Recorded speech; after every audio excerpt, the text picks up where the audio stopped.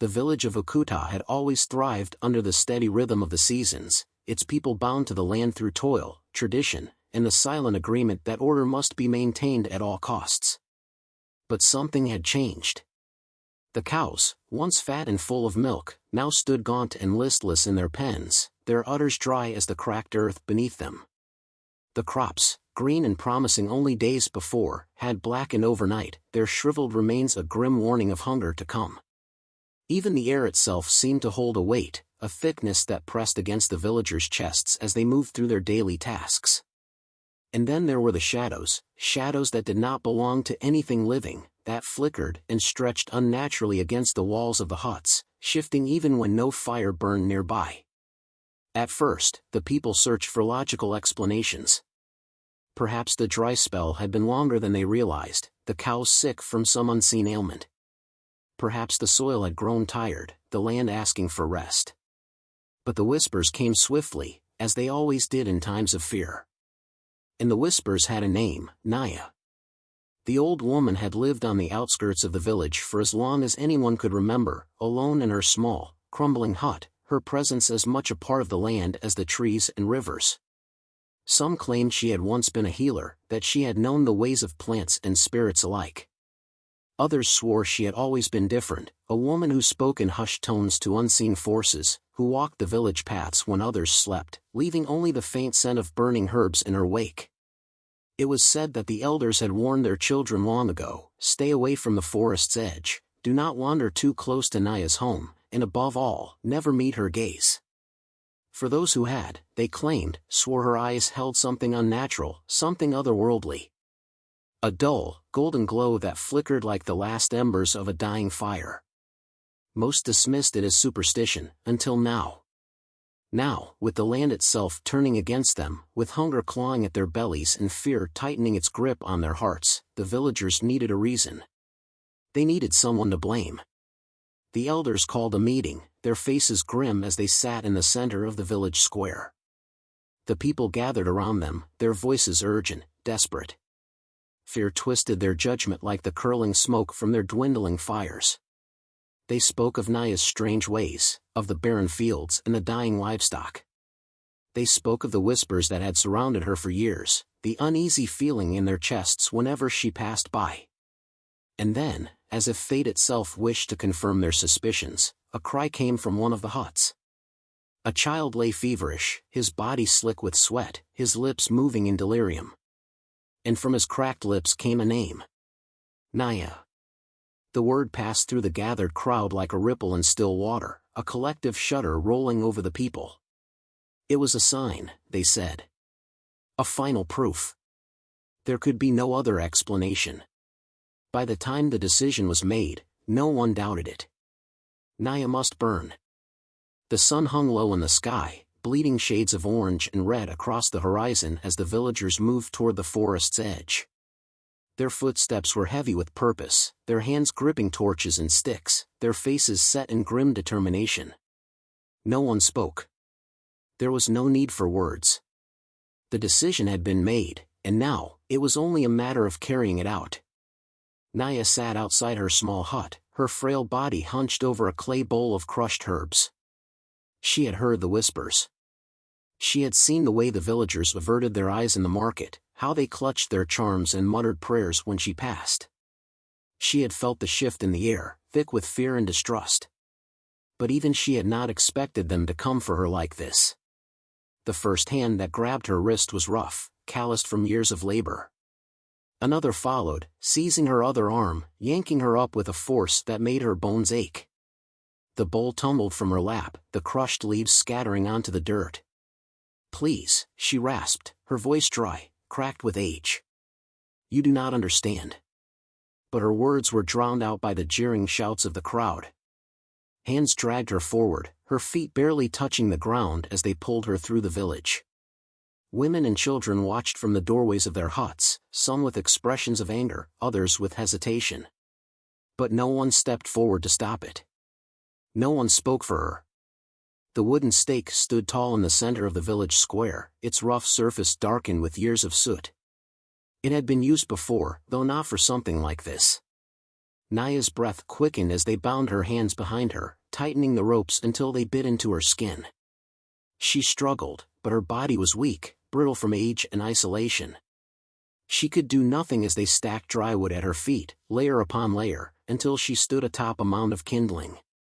The village elder stepped forward, his face lined with years of leadership, but there was no wisdom in his eyes now, only fear. He held the torch aloft, letting the flames dance in the twilight air. "For the safety of our people," he declared, "for the peace of our land, we send this darkness back to where it came from."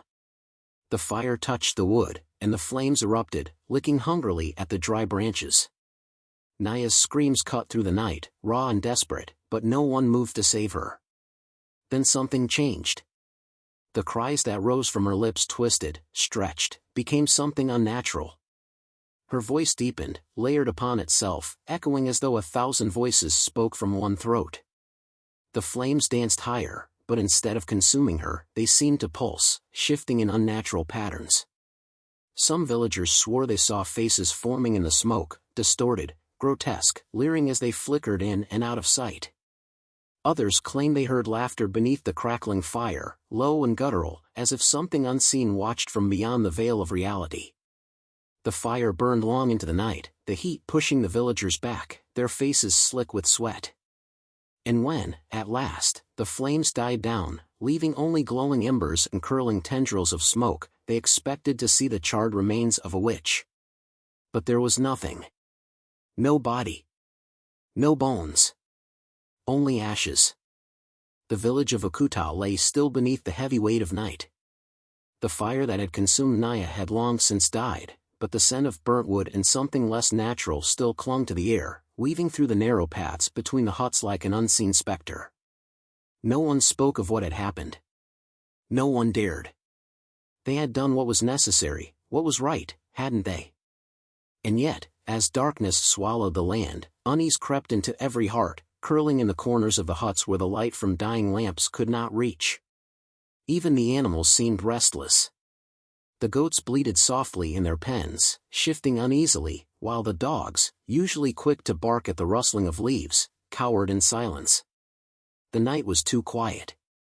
No crickets hummed, no owls called.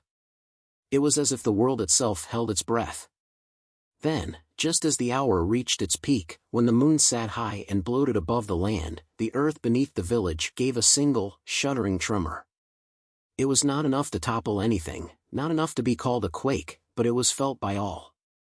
A deep, unnatural vibration that seemed to echo through bone rather than through soil.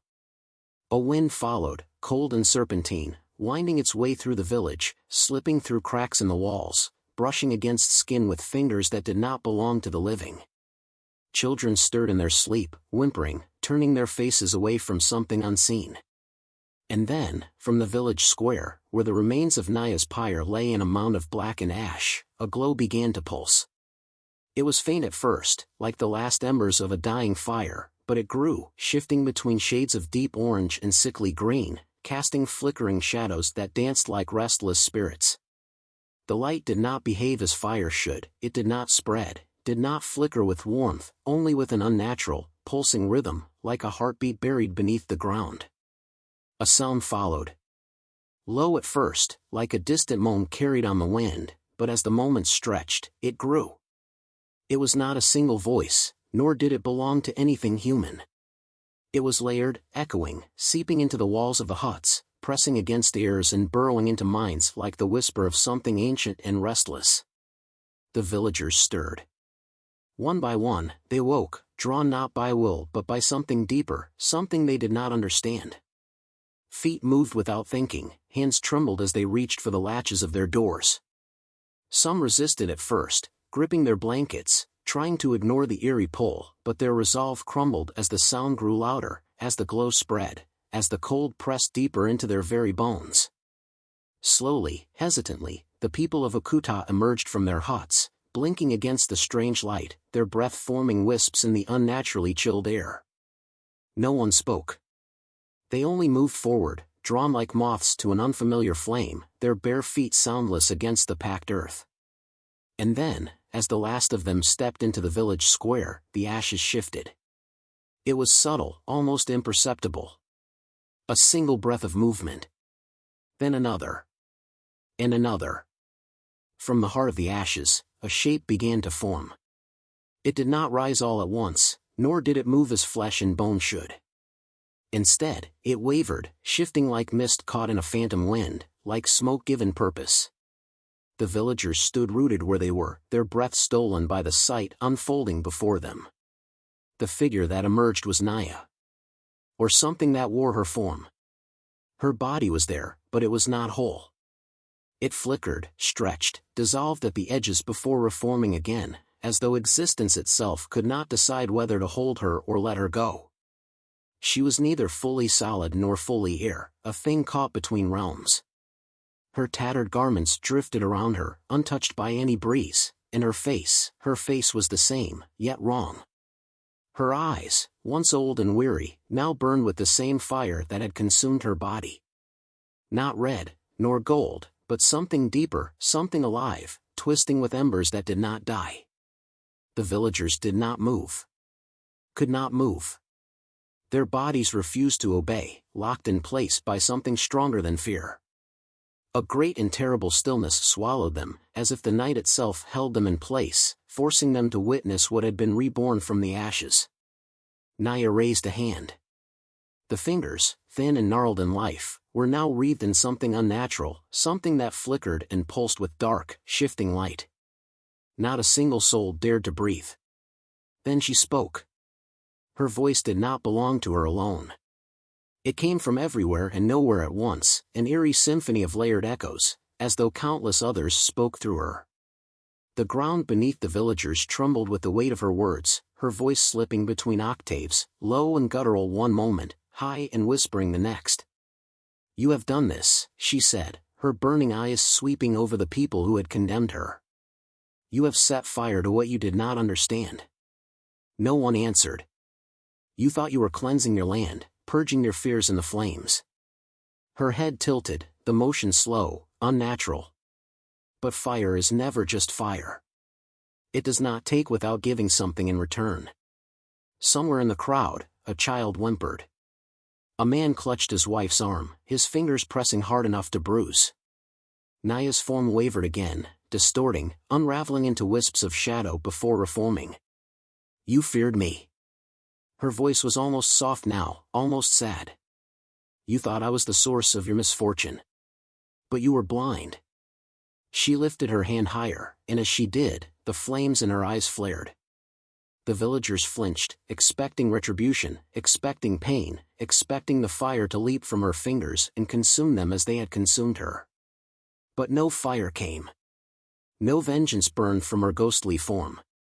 Instead, she whispered a single sentence, one that sent a shudder rippling through the crowd. "You have awakened something worse." The wind howled suddenly, rushing through the village with a force that bent the trees, sent loose thatched roofs fluttering, and knocked over empty baskets left outside the huts. The firelight in Nyah's eyes pulsed once, twice, and then her form began to unravel, stretching into tendrils of mist, her shape dissolving into the night. And as she vanished, leaving only the scent of charred wood and something older, something ancient, behind, far beyond the village, in the black mouth of the distant forest, something stirred. Something beneath the blackened remains of Nyah's pyre was stirring.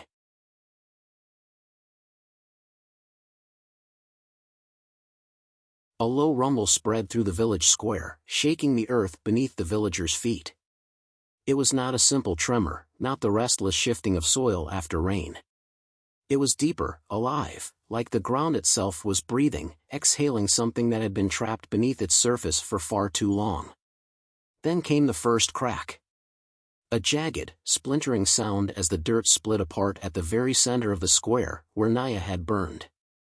The villagers gasped, stumbling back as the fissure widened, revealing not stone or clay beneath, but something far more unnatural.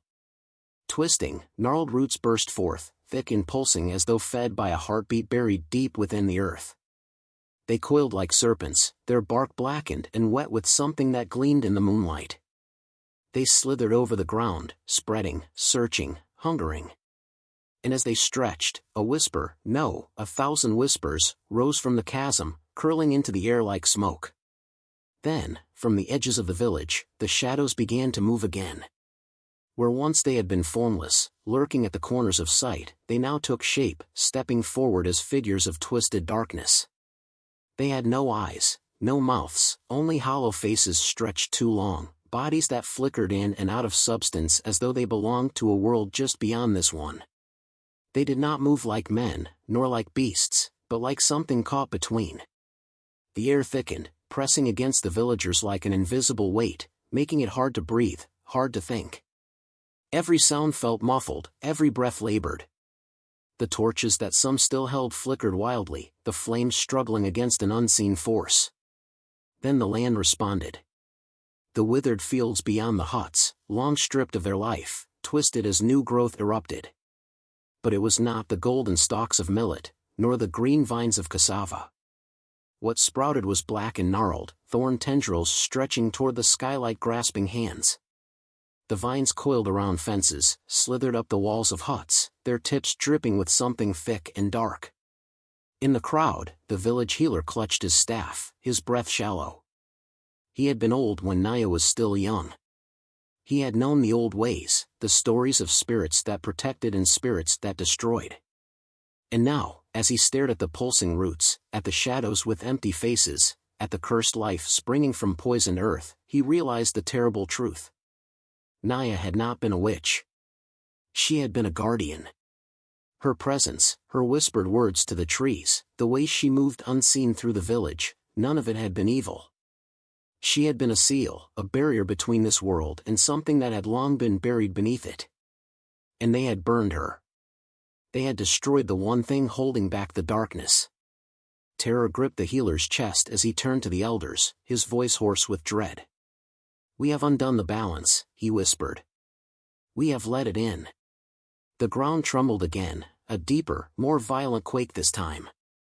From within the abyss of roots, something began to rise. Chaos erupted in the village square. The moment the ground split and the shadows took form, all sense of order shattered. Some villagers turned and fled, their bare feet pounding against the earth as they ran blindly into the night. Others fell to the ground, their hands pressed together, begging for mercy, their voices rising in frantic prayers. But there were no gods to answer them here. The spirits did not listen. The twisted figures that had risen from the shadows moved with slow, deliberate purpose. They did not rush, did not chase, but as they glided forward, the air itself seemed to grow heavier. Their hollow faces turned toward the cowering villagers, and with each step they took, the darkness around them deepened, as though swallowing the very light from the world.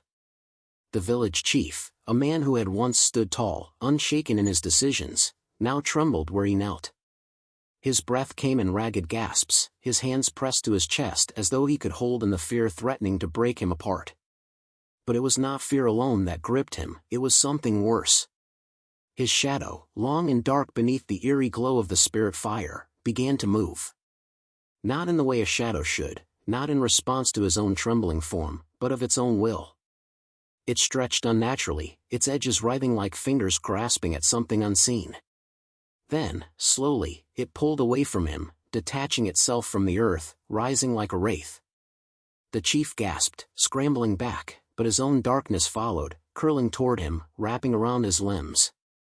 He tried to speak, to command, to plead, but no words came. His voice was stolen before it could form. And all the while, Nyah's ghost stood at the edge of the chaos, watching. Her expression did not change, her burning eyes flickering but unreadable. She made no move to stop what was happening. She did not laugh, did not gloat. The vengeance the villagers had feared did not come, not in the way they had expected. Because this was never about revenge. This was consequence. Then, from the crowd, a voice rose above the terror. Ebony. She had been silent through it all, through the accusations, through the fire, through the night that had unraveled into horror. But now, she stepped forward, her heart pounding but her feet steady. She had never believed in Nyah's guilt, had never whispered against her when the others did. She had been too afraid to stop them, but she had never spoken the lies herself. Now, she could not be silent. She moved with purpose, pushing past the frozen figures of her people, past the wailing elders, past the trembling chief whose own shadow now wrapped around his throat like a noose.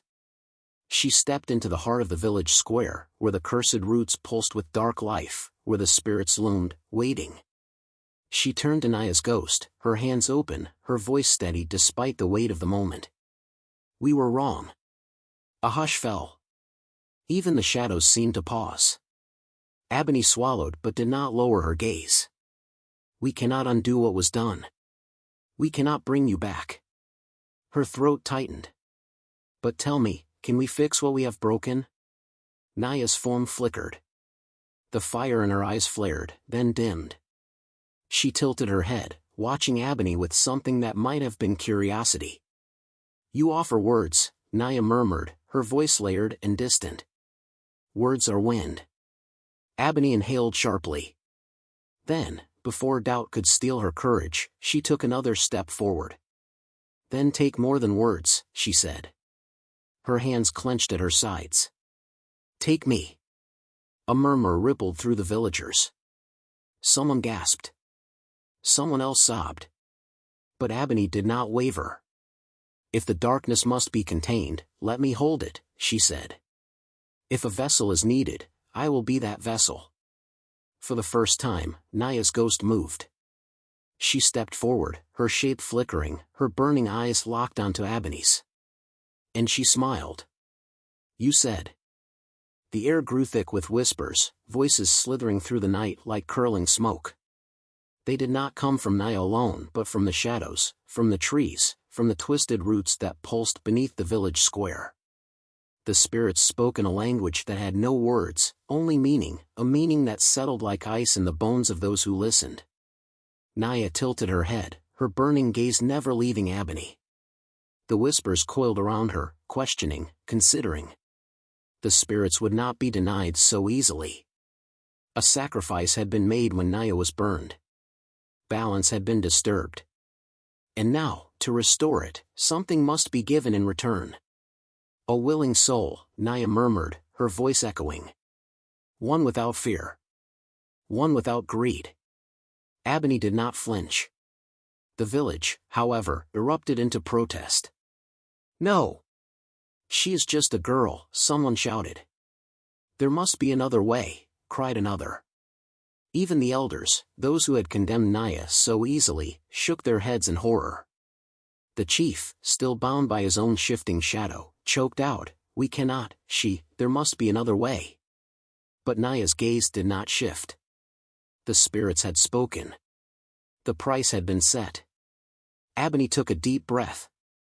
She had already made her choice. "Tell me what I must do," she said.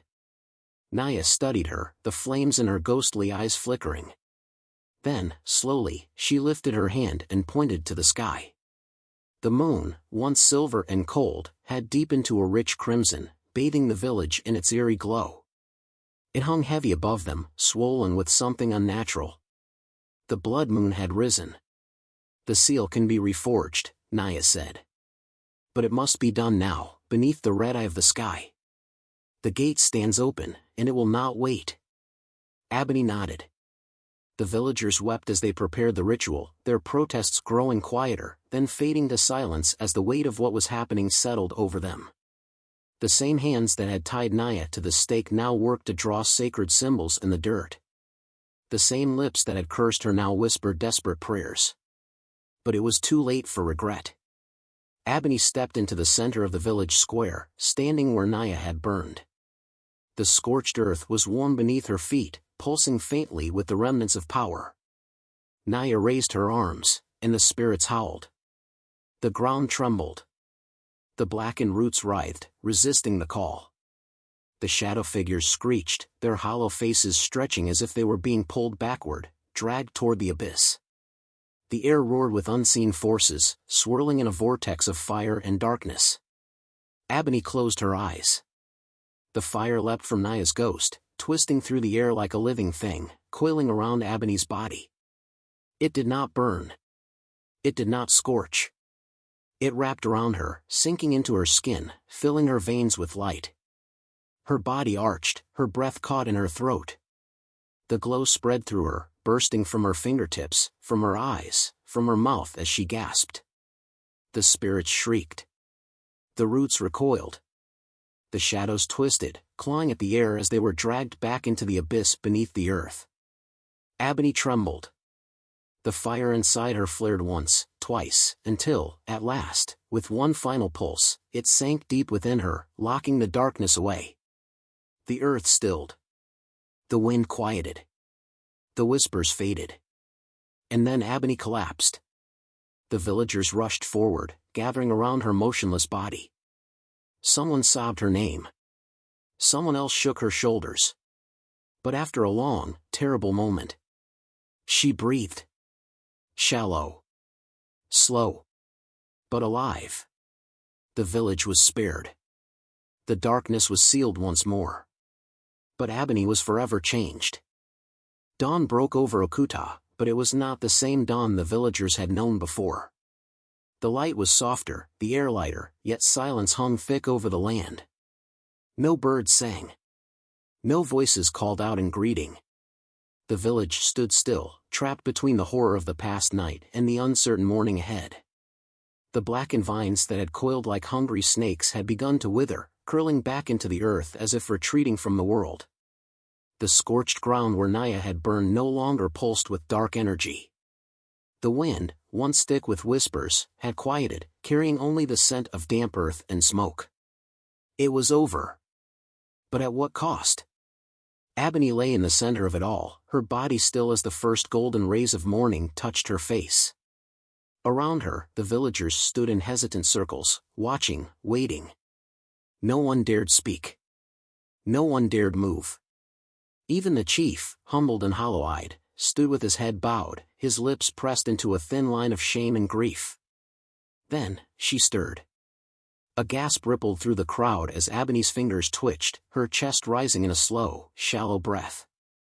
Someone reached forward, perhaps to help, perhaps to check if she was truly awake, but the moment her eyes opened, they all fell back.